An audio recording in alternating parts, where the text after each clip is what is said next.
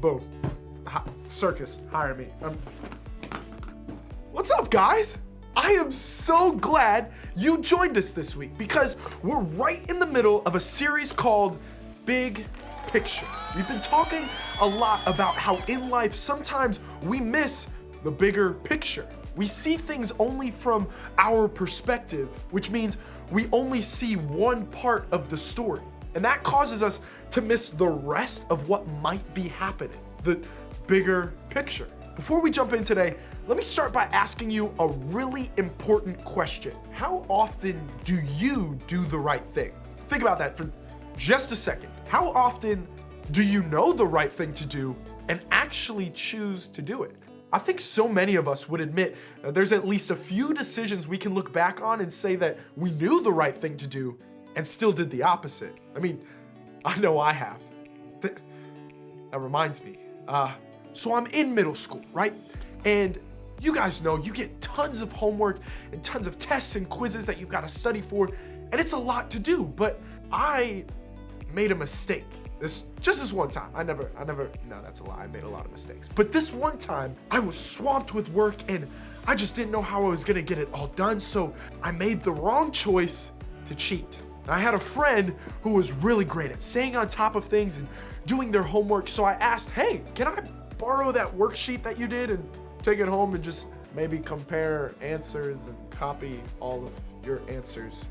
So I took it home and I didn't get to work on it yet, but my parents asked, hey, Caleb, did you do your homework? And once again, I chose the wrong thing to do and I lied. And I said, oh, that old thing, yeah, I did all of that. And they said, okay, well go get it and show it to us.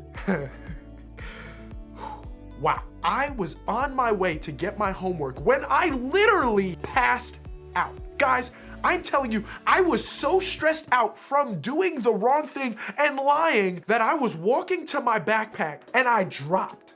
Needless to say, I got found out. I had to go apologize to the person I cheated off of. I had to apologize to my parents. It was a mess. Can we all agree on just one thing today? Doing the right thing isn't always easy. Sometimes choosing to do the right thing means not choosing fun or the exciting or most popular thing, the thing we actually want to do. That can make choosing the right thing in any situation a really hard choice to make. Honestly, I think that's because doing the right thing usually costs us something. Think about it.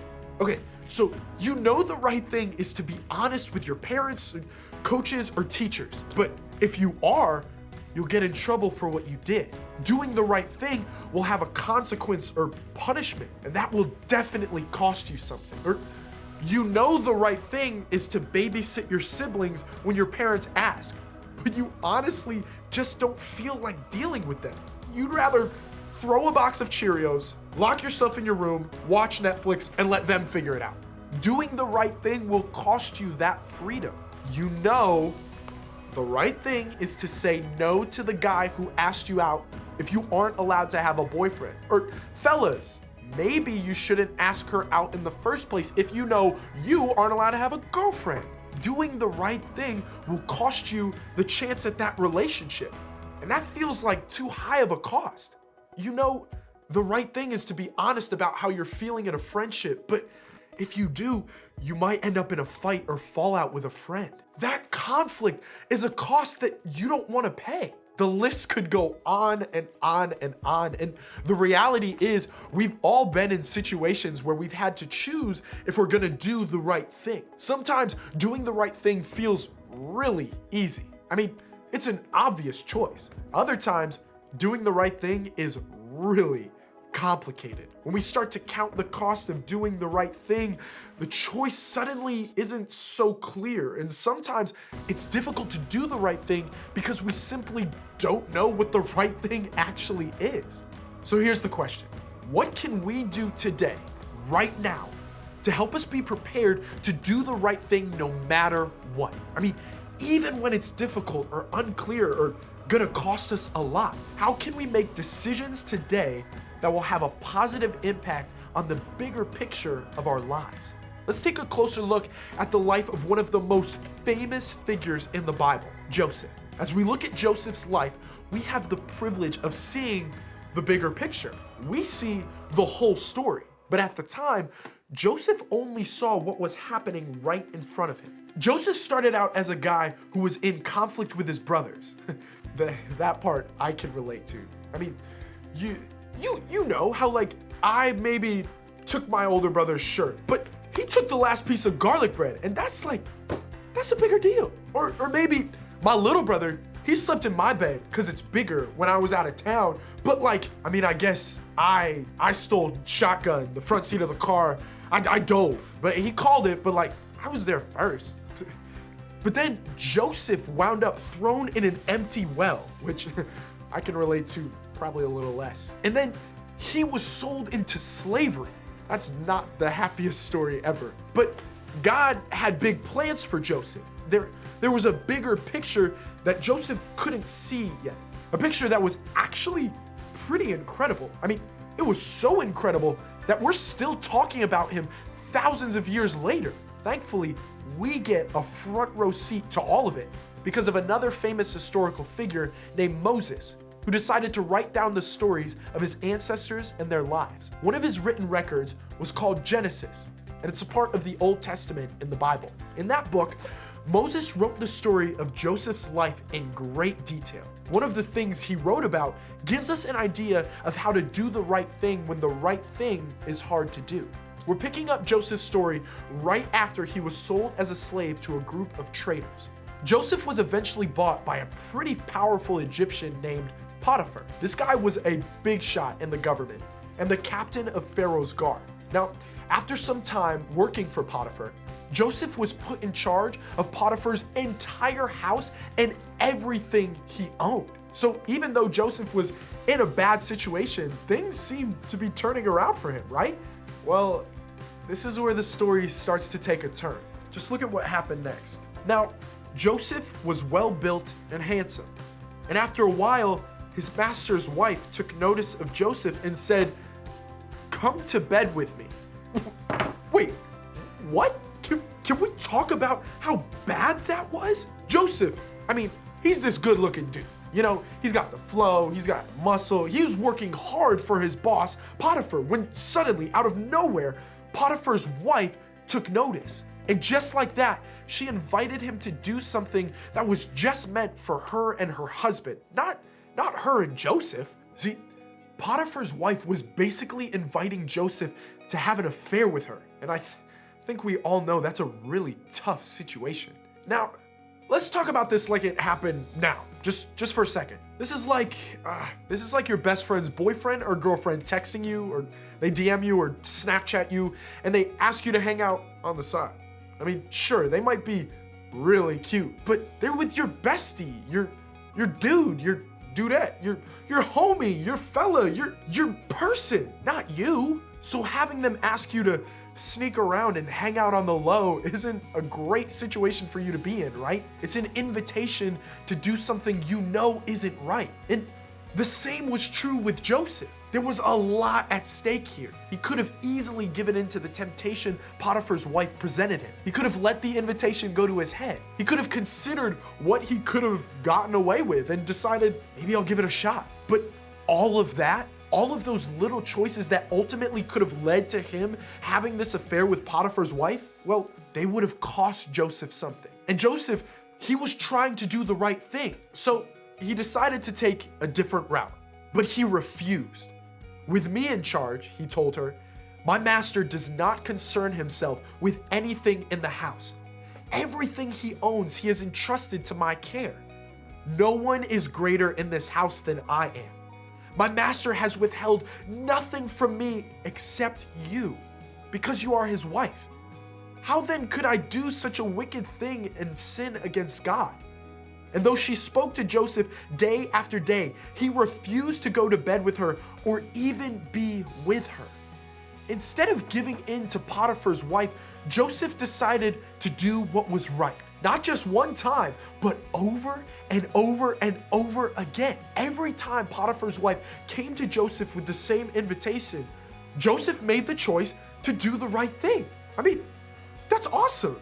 You'd think that because Joseph made the choice to do the right thing, everything just worked out great. This right choice was so obvious and clear that you'd think it wouldn't cost Joseph much. You'd think it would all work out great.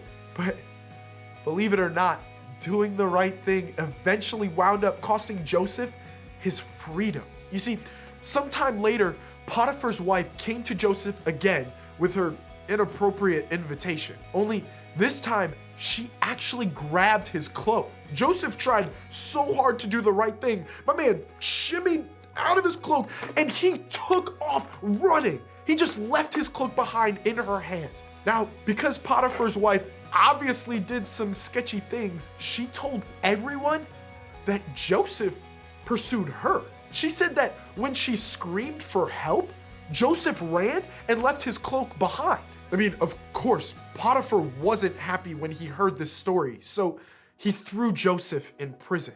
This definitely is not the happy ending you'd expect for someone who chose to do the right thing. Because sometimes doing the right thing will get you applause and approval, and sometimes it won't. Sometimes doing the right thing will come at a cost that seems completely unfair.